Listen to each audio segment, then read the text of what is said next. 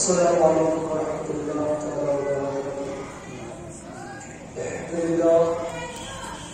الحمد لله رب العالمين والعاقبة للمتقين والصلاة والسلام على سيد المرسلين وعلى آله وأصحابه الكريم أما بعد. أعوذ بالله من الشيطان الرجيم. بسم الله الرحمن الرحيم.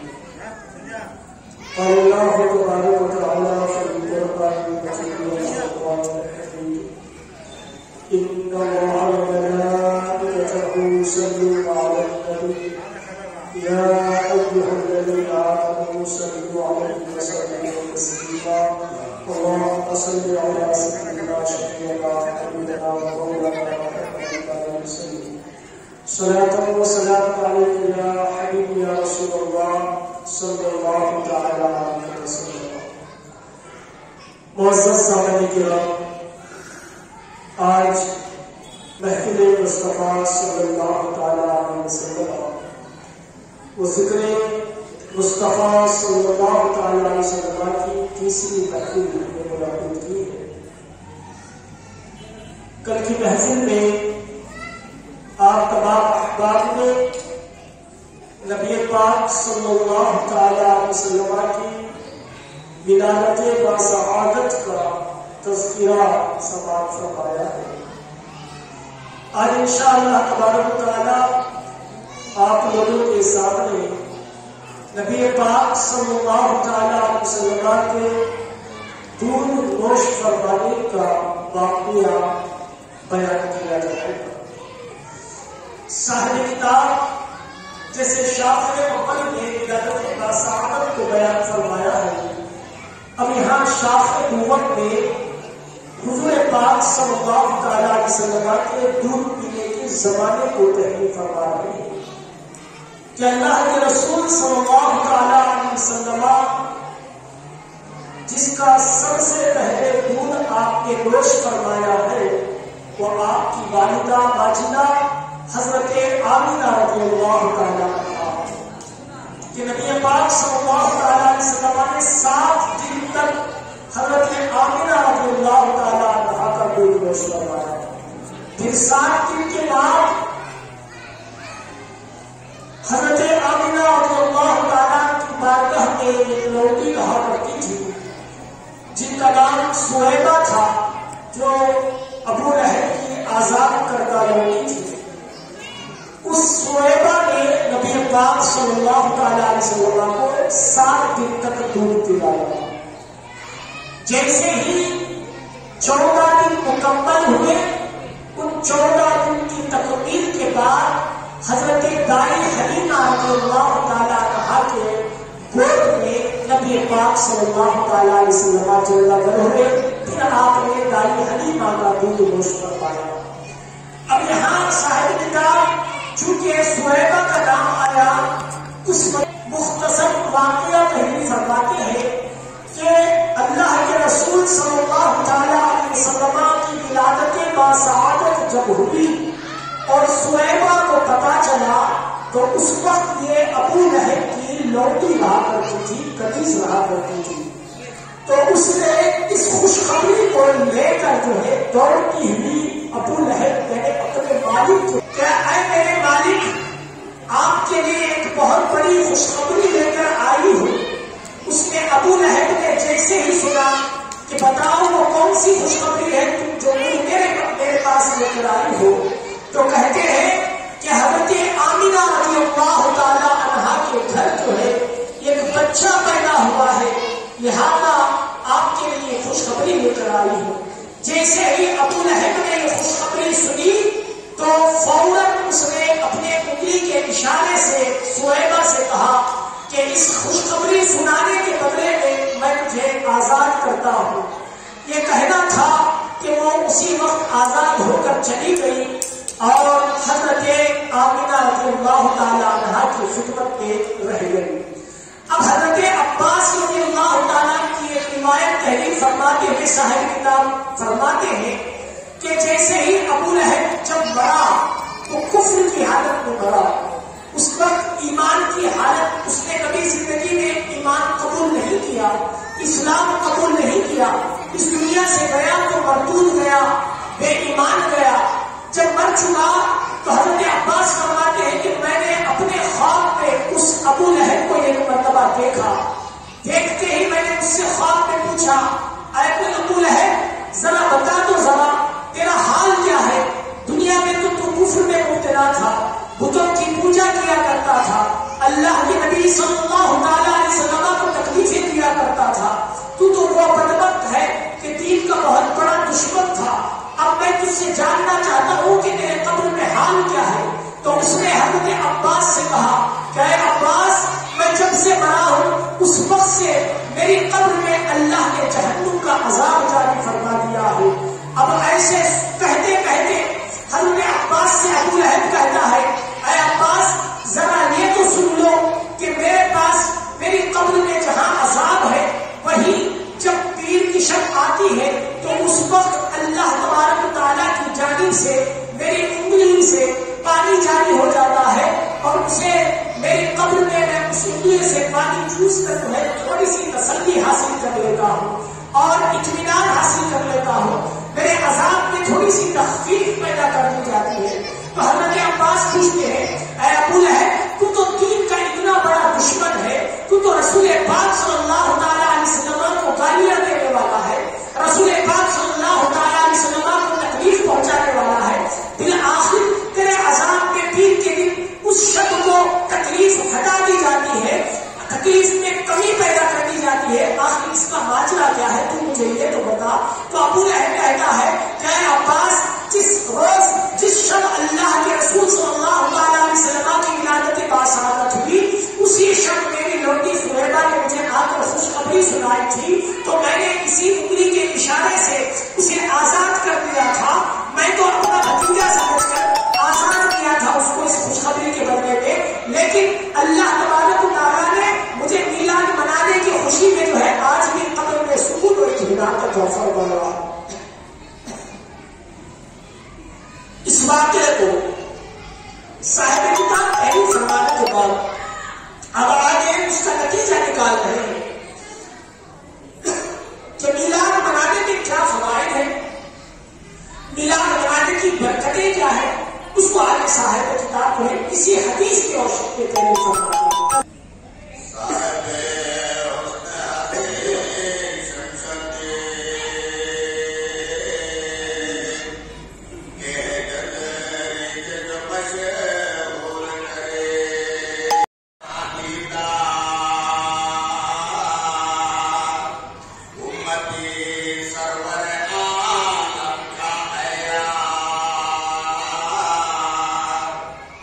جب کرے اس کے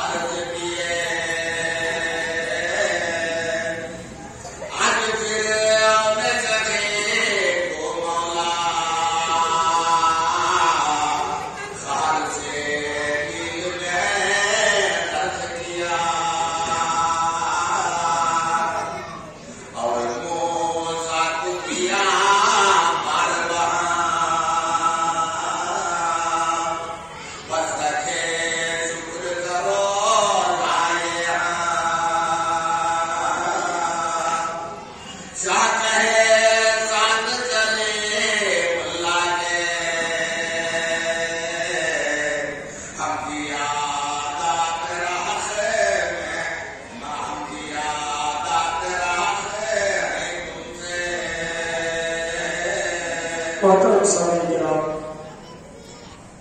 ہمارے صاحب کتاب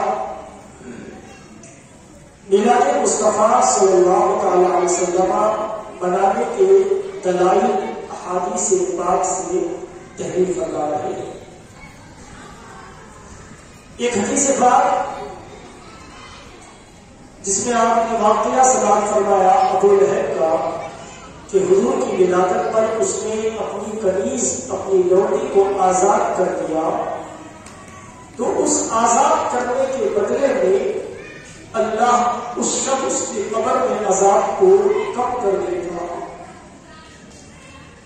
اب اس حدیث کے ذریعے صاحب کتاب تحریر فرماتے ہیں کہ ابو لہب جو تھا وہ نبی پاک صلی اللہ تعالی علیہ وسلم کا بہت بڑا دشمن تھا۔ اتنا بڑا دشمن تھا کہ حضور کو گالیاں دیا کرتا تھا، اتنا بڑا دشمن تھا کہ خود اس کی جو بیوی تھی ابو لہب کی، وہ نبی پاک صلی اللہ تعالی علیہ وسلم کے گھر میں آ کر آپ کے کنگھی سے آپ کے منہ مبارک لے کر گئی اور اس منہ مبارک کے ذریعے اس نے نبی پاک صلی اللہ تعالی علیہ وسلم پر جادو بھی کر دیا، اور اس جادو سے اللہ تبارک و تعالیٰ نے آیت نازل فرمائی نبی پاک صلی اللہ تعالی علیہ وسلم کے لیے اس جادو سے دور کرنے کے لیے قل اعوذ بالفلق قل اعوذ بالناس، یہ دو سورتیں اس وقت نازل فرمائی۔ گویا یہ جو جادو جس نے کروایا تھا وہ ابو لہب کی بیوی تھی، اور ابو لہب دونوں اتنے بڑے دشمن تھے اللہ کے رسول صلی اللہ تعالی علیہ وسلم کے کہ مرتے تب تک انہیں کلمہ نصیب نہیں ہوا۔ ایسا شخص ابو لہب اتنا بڑا گستاخ رسول مر جائے، اگر وہ بھی حضور کی پیدائش کے شب میں حضور کی پیدائش پر اپنی لوٹی کو آزاد کرتا ہے تو اللہ اسے بھی قبر میں عذاب کو کم کر دیتا ہے، حدیث پاک گواہ ہے۔ تو لہذا ایک بدبخت کے لیے قبر میں اجر دیا جا رہا ہے، تو وہ شخص جو مسلمان بھی ہے، اللہ کے رسول پر ایمان رکھتا ہے، اللہ کے رسول کی حمد و ثنا بیان کرتا ہے، اللہ کے رسول سے بے پناہ محبت کرتا ہے، اگر ایسا شخص اللہ کے رسول صلی اللہ تعالی علیہ وسلم کی پیدائش پر خوشی منائے، وہ صدقہ خیرات کرے، پیسے خرچ کرے یا چراغاں کرے، روشنی کرے، اپنے گھر کے اندر ہو، محلات کے اندر ہو، تو پھر وہ کہتے ہیں کہ یقیناً اللہ تبارک و تعالیٰ بہت بڑا اجر عطا فرمائے گا، اور اس کا بدلہ یہ ہوگا کہ اللہ اسے جنت میں جگہ عطا فرمائے گا۔ یہ ایک دلیل تھی۔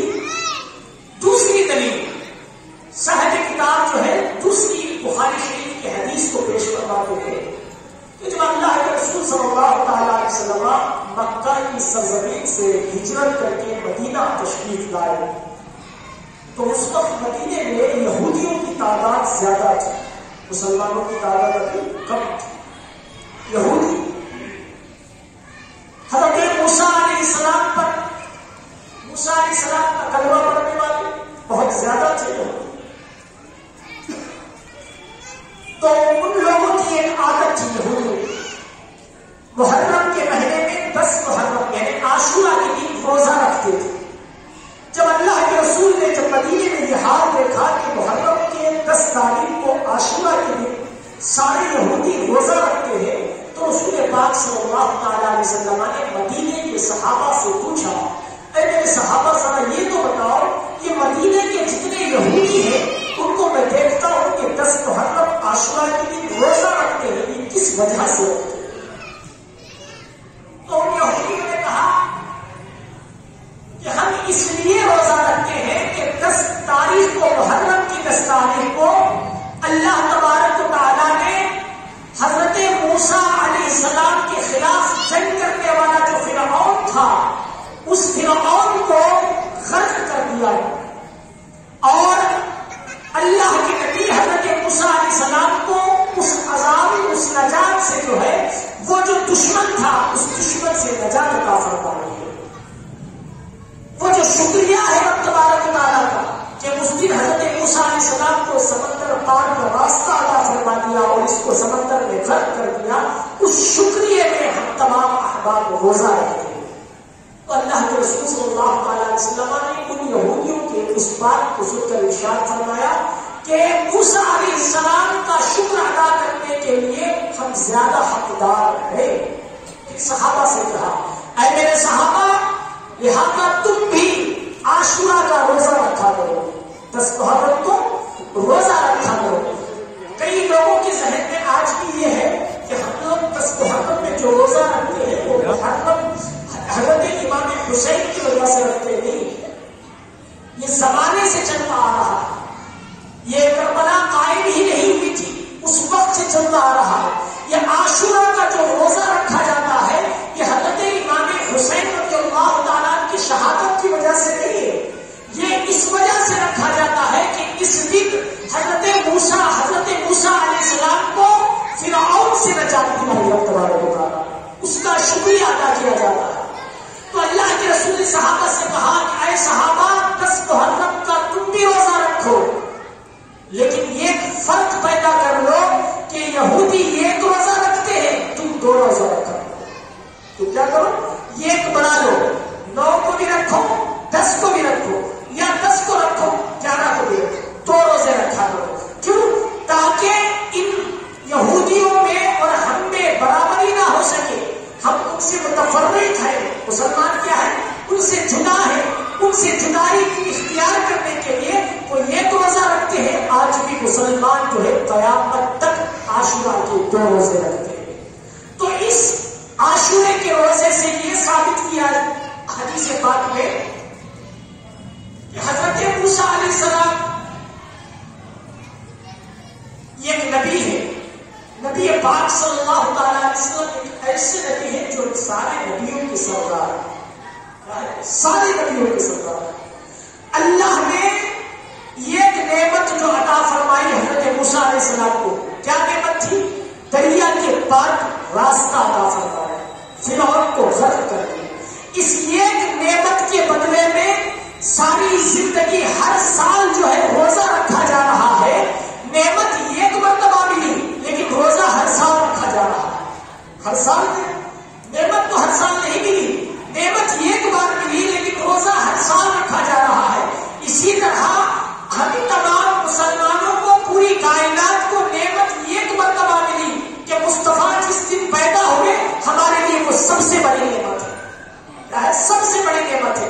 لیکن ہم اسے ہر سال مناتے اس لیے ہیں کہ اللہ نے اس دن ہمیں نعمت عطا فرمائی، اس دن نعمت کا. تو پتا چلا کہ جس دن اللہ نعمت عطا کرے اس دن کو خوشیوں کے ساتھ منانا چاہیے.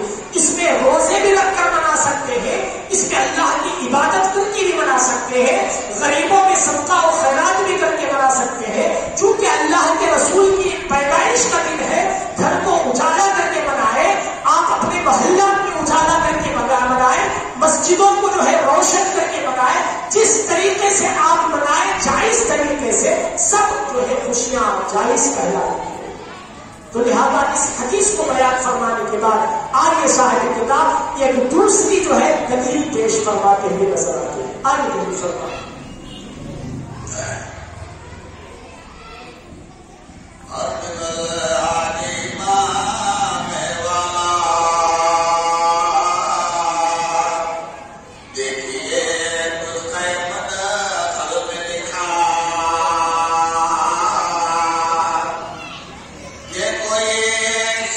کا